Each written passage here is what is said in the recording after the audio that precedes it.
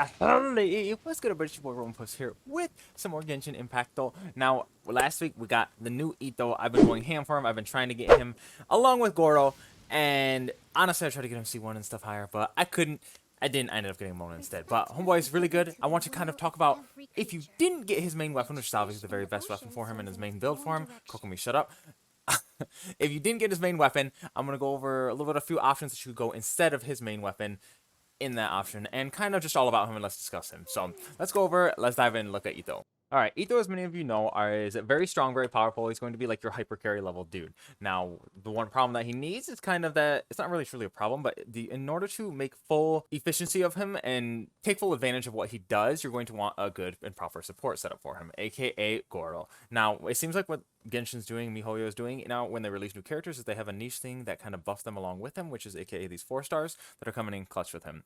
Now, overall, Itto, he's got an excellent basic attack pattern that gives him stacks, and when you use stacks, when you use a strong attack, it'll consume the stacks and then do extra damage, and also has a really cool attack pattern that allows him to dash in the middle of his strong attack and its attack pattern, which is fantastic. Now, his elemental skill allows him to shoot out little Ushi, little cowman that goes in, boom, does fat damage, and if he takes damage and when he leaves, he gives you stacks as well that allows you to do even increased and more damage. Now, all of his stuff generally does its skill off of defense, which is fantastic, and as well as his attack, and does all fat geo damage. Now, his burst is actually insane. It's nutty. You do fat amounts of damage, and you also scale off of defense as well with all of this, so it's fantastic. He gets increased attack speed, he does fat damage, his energy cost is only 70, so it's not even that insane, and his cooldown is only 18 seconds as well, which isn't, it's not the best, not the worst. But when you buff him with Goro, you can actually do insane amounts of damage, and it's fantastic.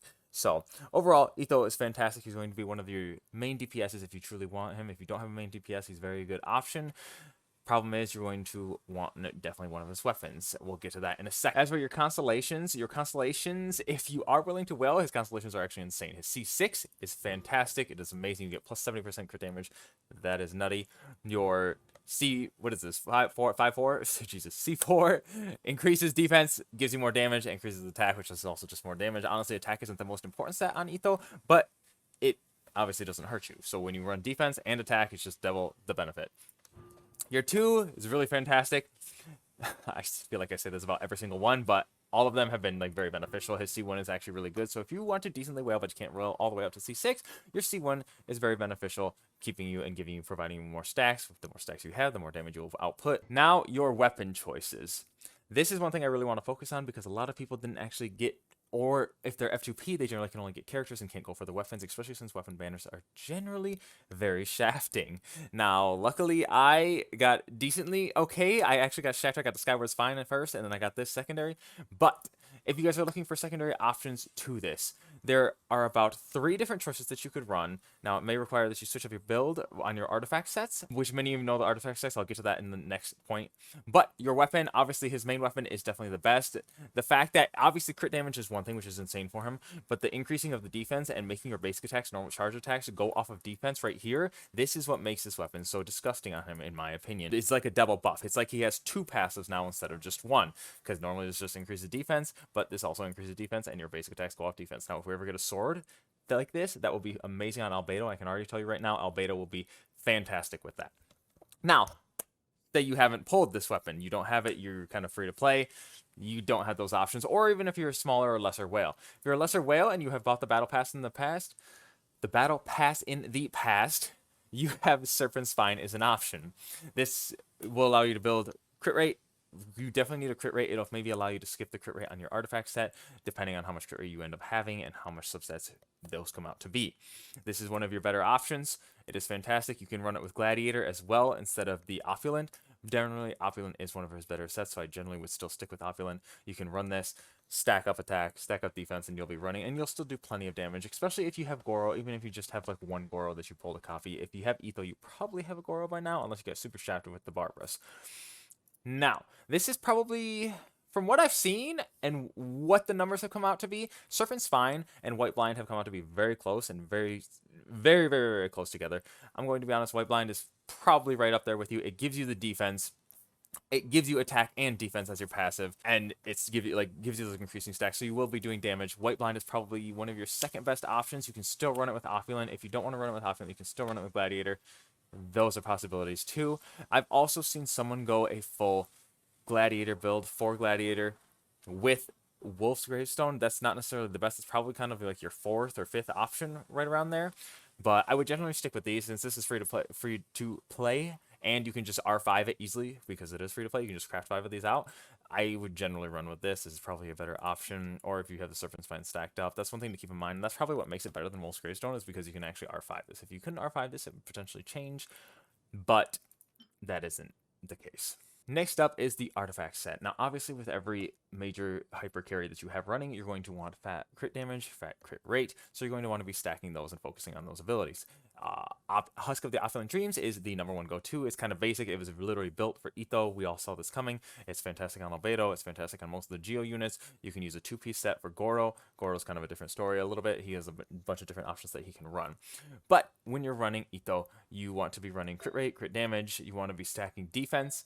You'll have defense, probably have about 1 defense, and then you're probably going to want some geo damage, and then you can probably add a little crit rate here. This is one of your options. You're generally obviously going to be going back and forth between defense and crit rate. You're most likely going to need the crit rate in order to get a high enough crit rate to make your crit damage worth it. So I would generally recommend this. Depends on what kind of artifacts you have. If you have godlike artifact sets with your substats that are insane with the crit damage, crit rates, then you can always run that. That is up to you. Geo damage, fantastic. If you don't have a good geo damage, then I guess you could throw in a defense, but probably geo damage is your better bet on that. Now, if you don't want to run this, you definitely could go things like 4 Gladiator set. This will give you the attack. It'll give you bonus damage, attack damage when you're running a Claymore as well. So if you run 4-piece Gladiator, if you're running 4-piece Gladiator, this works as well if you want to run that. Now, lastly, when it comes to teams, since you're a Geo, since you're a Goro, you're almost always going to be running Etho with Goro. They're kind of a hand-in-hand. They're a go-to pair. If you're running without Goro, it's generally not going to be as good. You won't be getting the major buffs that Goro gives you, but you can still be viable. You can still be good. If you run him with Albedo, that's fine. Zhongli doesn't really do anything for Etho, nor Etho for Zhongli, so there's no really balancing or synergizing between those two, particularly besides just the Geo working off each other. That's about it. Doesn't really do too much for you, though. And then if you want to run a different element, probably for Crystallize, if you'd like that, but generally maybe you could go Benny if you really want to. That's not really going to majorly buff things, but Benny never hurts. You could run Raiden Shogun as well if you want the energy recharge with the Crystallize as well for her Electrocute. That helps as well. Generally, you might as well cap out at 3. If you want to do 4, you can Geo, but that's not necessarily, you're kind of just over bursting and not really maximizing efficiency with that. So generally, you could run a different element. That'll pick up the little shields, the little crystals, and it'll give you a little buff. So in general, I would probably stick with these 3. We are getting Yunjin in the future, so Yunjin could potentially replace Albedo, depending on what she offers for the team as the triple Geo set. She is kind of insane. Or if you want to run Noelle as well. Noelle plus Etho, you could have kind of 2 carries if you really wanted that. But it's probably not necessarily needed because you have the Albedo will be just fine and you have Etho as your main carry. You won't really need both Noelle and Etho on the same team at the same time because they do kind of the same thing and serve the same purpose. Alright, so overall, you guys, Arataka Etho, I definitely love him. I was obsessed with this concept. I think his kit is very fun to use. He is very strong. He's going to carry you. I think he can beat you through floor 12 of the Abyss. He is a very good option and definitely would recommend pulling on him if you really like his character. If you don't, then that's fine too. That's just not necessarily, every character is not for everyone. But overall, Etho is definitely comparable with on par carries. He can hit for about 50k each on his hits when he's in his burst if you had the proper setup for him. And I think he's really fun to play. So if I really do enjoy him. And if you guys have any recommendations or have different sets that you guys think you should run or artifacts that you would throw in instead, please let me know down below. I do appreciate it. Alright, you guys, that's all I have for you. That is my overall Arataka Etho overview. I hope you guys that was helpful for some of you, especially with the alternate options for if you don't have his weapon, because that seems to be one of the biggest problems for most people, especially because what sucks about his weapon is so good on him. But that's the problem, it's so good on him that most free-to-plays aren't going to be able to get him, and so they're kind of lost in where they should go with a secondary option. But luckily, we have that White's Blind is actually surprisingly fantastic, so it makes sense why it's good because it gives some defense. So that's all I have for you guys. I hope you guys enjoyed the video. Hopefully that's helpful. Be sure to like, follow, subscribe if you did. If you didn't, that's fine too. Also, catch me streaming live on Twitch a couple days a week. I do that Tuesday, Thursday, Friday, Saturday. And that's all I have for you guys. So I'm your boy, Roman Plus. I'm going to be taking off. Yeah, holy! Peace, beautiful people.